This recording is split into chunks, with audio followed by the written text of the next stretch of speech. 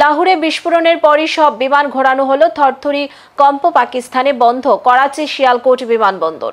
পাকিস্তানের লাহোরে পুরনো বিমানবন্দরের কাছে বিকট বিস্ফোরণের ঘটনা ঘটেছে বলে দাবি করা হচ্ছে পাকিস্তানি মিডিয়াতে। এরই মাঝে লাহোর থেকে সব বিমান ইসলামাবাদে ঘুরিয়ে দেওয়া হচ্ছে বলেও জানা যায়।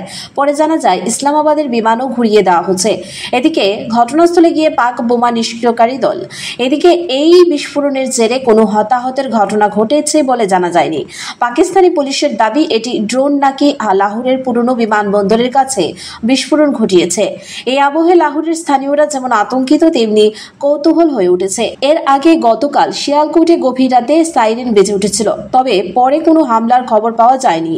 এরপর পাকিস্তানের সব বিমানবন্দর চালু রাখার সিদ্ধান্ত নেয় শাহবাজ সরকার। তবে আজ সকালে ফের পাকিস্তানের উত্তরের বিমানবন্দরগুলি বন্ধ হয়ে গেল। এমনকি করাচি বিমানবন্দরও বন্ধ রাখার সিদ্ধান্ত নেওয়া হয়। সকাল 10টার সময় ফ্লাইট রাইডার 24 এর তথ্য অনুযায়ী শিয়ালকোট লাহোর ইসলামাবাদের আকাশে এখনো কোনো বিমান নেই। ভারতের সীমান্তে ঘেঁষে কোনো বিমান চলাচল করছে না পাকিস্তানে।